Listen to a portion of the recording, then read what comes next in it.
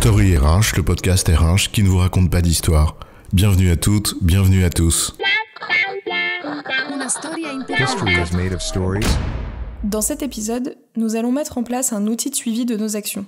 Ou plutôt, essayer de comprendre pourquoi c'est important et comment le faire.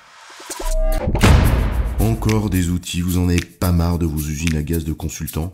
Et si au lieu de suivre les actions, juste on les faisait là? Ça irait un peu plus vite, non? Allez hop au boulot, rangez-moi ce tableau, moi j'ai pas envie de savoir ça. Doucement, t'énerve pas, ça va bien se passer. Mettre en place un tableau de suivi et surtout le remplir et s'en servir, ça peut en fait être utile. Plutôt que de te faire perdre du temps, ça pourrait même t'en faire gagner. Alors, tu veux bien prendre 5 minutes pour que je t'explique? Le tableau de suivi, pourquoi et comment, c'est quoi l'histoire? Déjà rappelons ce qu'est un outil de suivi des actions. Ça peut prendre la forme d'un fichier Excel, d'un Trello ou de l'outil To Do de Teams. En fait, un outil de suivi des actions, c'est un outil qui permet de rassembler au même endroit l'ensemble des actions amenées sur un projet ou une activité, d'attribuer ces actions à quelqu'un et de suivre leur avancement. Un outil de suivi des actions permet de suivre l'avancement des actions.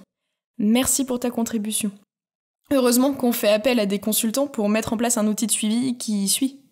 Alors non, on n'a pas besoin de consultants pour mettre en place ce genre de choses. Et parfois les consultants eux-mêmes sont pas hyper rigoureux sur ce genre de sujet. Le flou artistique leur permettant de justifier des temps supplémentaires sur la mission. Mais ça c'est un autre sujet. Mais alors, quel intérêt, pourriez-vous demander? De pas rester dans le flou, justement. Centraliser au même endroit l'ensemble des actions à réaliser. Quand c'est bien fait, évidemment, présente plusieurs avantages. D'abord une meilleure visibilité sur le projet. On sait en un coup d'œil, ou en 2-3 filtres, qui fait quoi, pour quand, et s'il y a des alertes particulières. Donc une réduction de la charge mentale.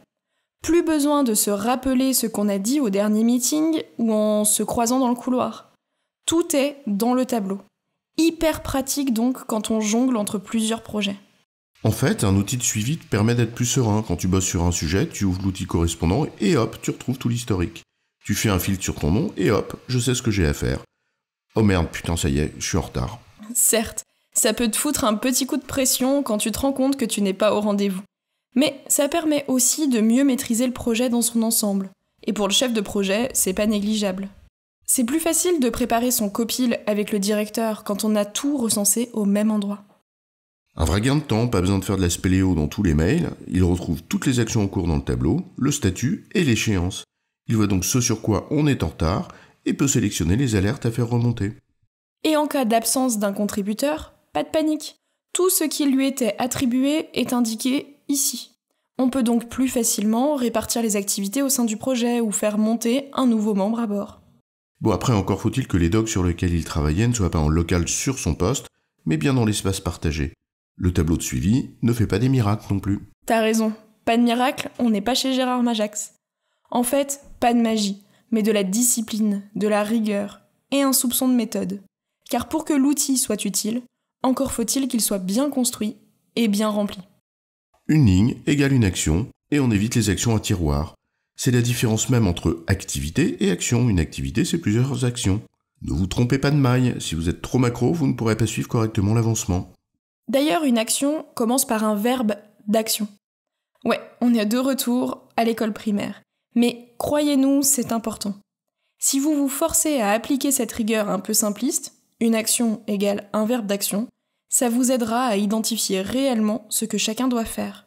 Faut-il construire, compléter, faire évoluer ou valider?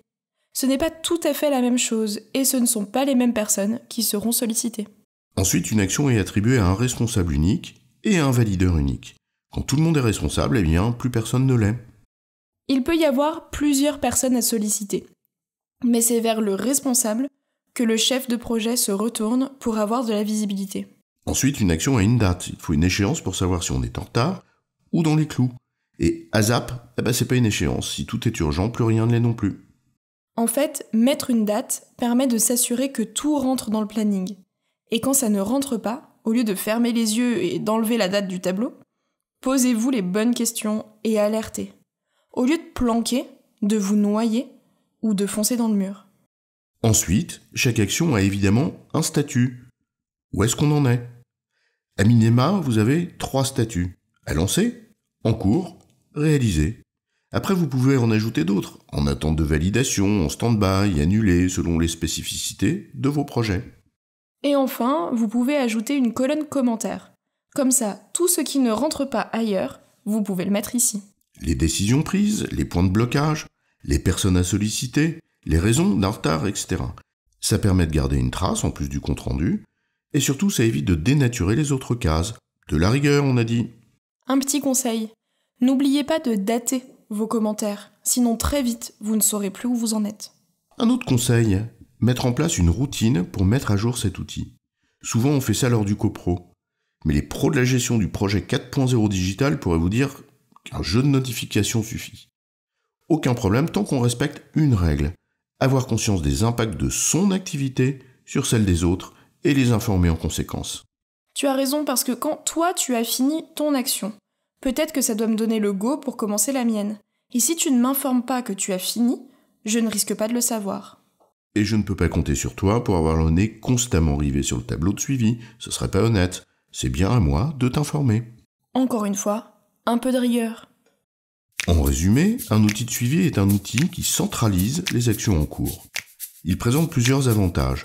Une diminution de la charge mentale, un gain de temps, une meilleure gestion des absences ou même de la charge de chacun. À condition qu'il soit bien rempli. Une ligne égale une action, un responsable, un valideur, une échéance, un statut et une zone commentaire. J'ai bon, chef ? Oui, tu as bon. Mais on va pas en faire toute une histoire. Story RH, le podcast RH qui ne vous raconte pas d'histoire. Retrouvez tous les épisodes sur storyrh.fr.